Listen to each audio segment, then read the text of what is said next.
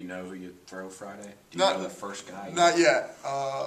You know, it's going to be Evan or Route, and we're just, we're going to have to make a decision as we get closer to that time. What's the perfect balance on a roster and a lineup of young guys and older guys? Is there such a perfect mix? Do you have it right now? You know, it's funny you say that, because when I was at Florida with Pat McMahon, he's one of my all-time favorite people in the world. He had a great phrase that he would use. He'd call it class and positional balance. In other words, senior, freshman, sophomore, junior, and have balance in all positions in all classes. There's this thing when you recruit called the draft that's going on right now that destroys that. So what happens is if you get killed in one class and you have to go heavy on junior college, it loads up that junior class, which is really why we have 8 seniors right now. It's mainly made up of junior college guys. So, yeah, I mean, it's great to have that kind of balance. I think Florida's done a really good job creating that kind of balance. I think we're going to have that balance. I love our freshman class. When I go out and work out, and we have a practice today and see what Hunter Renfro can do, what Stark can do, what Darryl can do, what CT is doing, whatever. I mean, I really think our freshman class, and again, a freshman class is a result, really, of 2.5 years worth of work.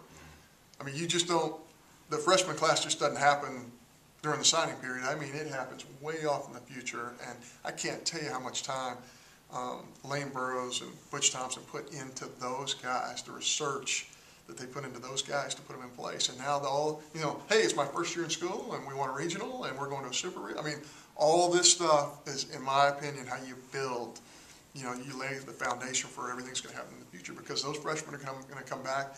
When those new freshmen come in next year, the freshmen say, hey, here's our level of expectation. Here's what we did our freshman year. Yeah. What are you going to do your freshman year? And quite frankly, that's not Mississippi State. That's the whole SEC, and that's where we got to get our program into that. You're watching the film on these pitchers in the bullpen. What's more impressive, watching them or actually just looking at the numbers on paper? Yeah, it's unbelievable. Just as an example, the left-hander from Lexington, and his name escapes me right off the top of my head.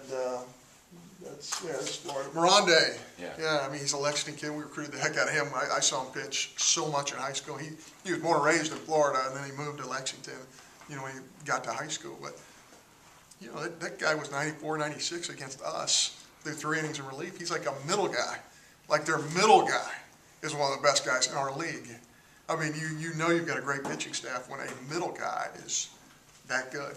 And I was kind of looking through there. I'm kind of surprised he hadn't gone yet. But power breaking ball, great arm strength. I mean, you just go up and down the line. You're right. They've got great situational guys. Those guys understand the role, and they get it done. They're a very impressive club. I think athletically, their personnel as a group is the best personnel in college baseball right now. Now, Vanderbilt is a little bit different on the mound. Yeah. But, I mean, in my opinion, and South Carolina is a club that you just go, wow, they know how to win. Those kids experienced that deal last year, and they know how to win. So, I mean, I think any one of those schools are capable. But, we're fortunate. We've beaten all of them. We haven't beaten them 3 times, hadn't beaten them twice, we beat them once, but we beat them, and our kids know that they can win at that level. So, it'll take a little bit of good fortune, but we have to put ourselves in that situation, and you can't put yourself in that situation until you win a regional and get there, and that's what our kids have done. Is Vickerson limited at all? Or I think he's fine. He went and saw the doc this morning. I think they gave him a clean bill of health. I was really concerned in the beginning, because just looking into his eyes, I was afraid. I was thinking the worst.